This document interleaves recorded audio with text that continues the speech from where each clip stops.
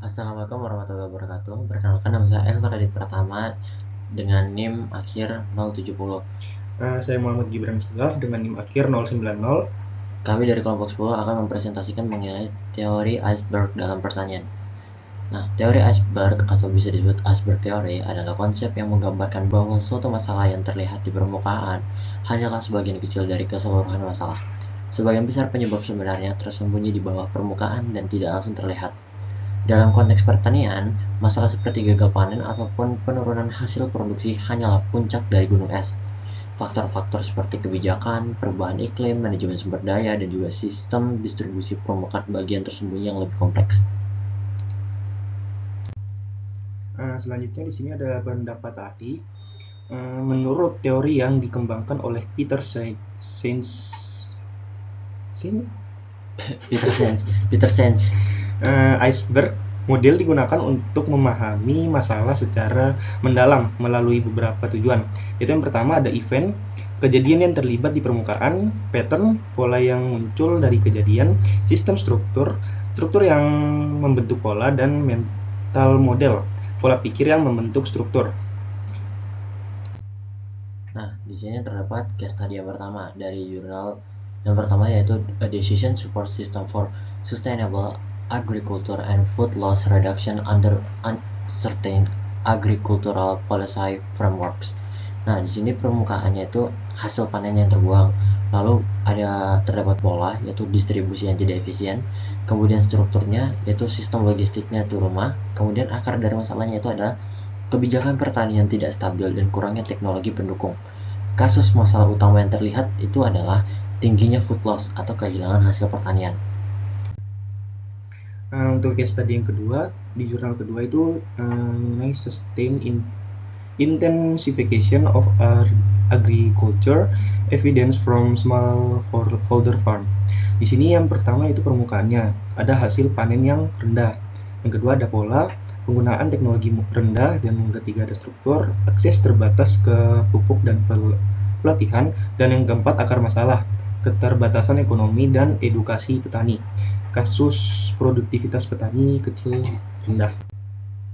Nah, di sini ada beberapa identifikasi masalah berdasarkan kedua jurnal tersebut. Yang pertama adalah ketidakstabilan kebijakan pertanian. Lalu yang kedua adalah kurangnya akses teknologi. Dan yang ketiga, itu sistem distribusinya tidak efisien. Lalu ada kurangnya edukasi untuk para petani. Dan yang terakhir, keterbatasan sumber daya seperti modal, pupuk, dan juga air. Masalah-masalah ini juga merupakan bagian bawah dari gunung es yang sering tidak terlihat. Selanjutnya ada penanggulangan solusi dari jurnal.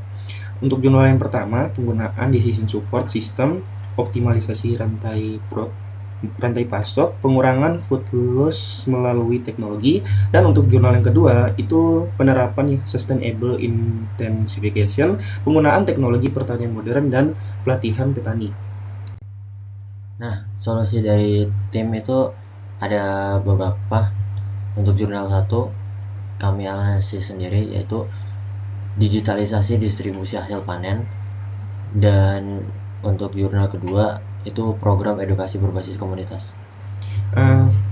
Untuk yang jurnal pertama itu dari saya integrasi data pertanian berbasis AI, dan untuk yang kedua itu subsidi teknologi pertanian.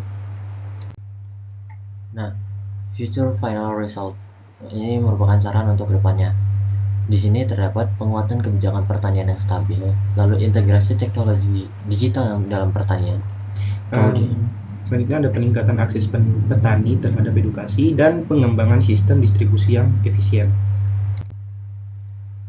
Nah, ini merupakan kesimpulannya dari aspek teori, yaitu membantu untuk memahami bahwa masalah pertanian tidak hanya terlihat di permukaan, tetapi memiliki akar yang kompleks. Dengan memahami akar masalah, solusi yang diberikan menjadi lebih efektif dan berkelanjutan.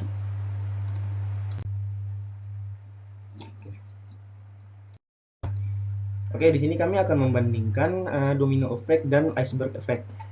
Yang pertama di sini adalah latar belakang, masalah yang kompleks butuh kerangka analisis yang bisa membantu kita lihat penyebabnya dan menentukan langkah penanganan.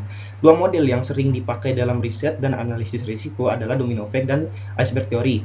Keduanya punya sudut pandang yang berbeda untuk mengidentifikasi masalah dan merancang solusi. Kemudian di sini ada pengertian dari teori domino.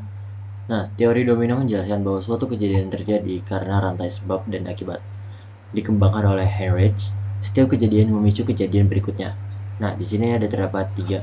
Linear, yaitu kejadian berjalan berurutan, lalu ada fokus langsung, insiden yang terlihat dan penyebab yang paling dekat, lalu ada intervensi, hentikan rantainya supaya tidak makin meluas. Pengertian dari teori iceberg. Masalah yang terlihat hanya sebagian kecil, sebagian besar penyebab berada di bawah permukaannya. Pertama di sini ada berlapis, ada banyak lapisan penyebab, fokus pada faktor tersembunyi, kebijakan, struktur, dan faktor sosial, intervensi atasi akar masalah supaya perubahan lebih awet. Nah, di sini merupakan gambaran jurnal iceberg yang dimana itu membahas pertanian berkelanjutan atau bisa disebut sustainable agriculture. Nah, fokusnya itu pada pengurangan food loss dan juga peningkatan produktivitas. Lalu masalahnya ini dipengaruhi oleh kebijakan pertanian, teknologi, dan juga kondisi petani kecil yang menunjukkan masalah bersifat kompleks dan tidak terlihat langsung. Selanjutnya ada analisis dari jurnal yang pertama tadi, yaitu permukaan yang terlihat. Rendahnya produktivitas pertanian, tingginya food loss, dan sistem pertanian yang kurang efisien. Dan di bawah permukaan itu ketidakpastian kebijakan, kurangnya akses teknologi, keterbatasan sumber petani, dan faktor ekonomi dan sosial. Kesimpulannya itu masalah hanyalah puncak gunung es. Akar masalahnya itu masih tersembunyi gitu. Nah, ini merupakan gambaran jurnal dari Domino. Di sini membahas mengenai risk assessment transportasi bahan kimia yang berbahaya. Fokusnya itu pada kecelakaan berantai atau bisa disebut domino accidents. Nah, resikonya terjadi karena interaksi sistem, lalu ada lingkungan dan juga kesalahan operasional. Resikonya ini terdiri dari probabilitas, skenario, dan juga konsekuensi.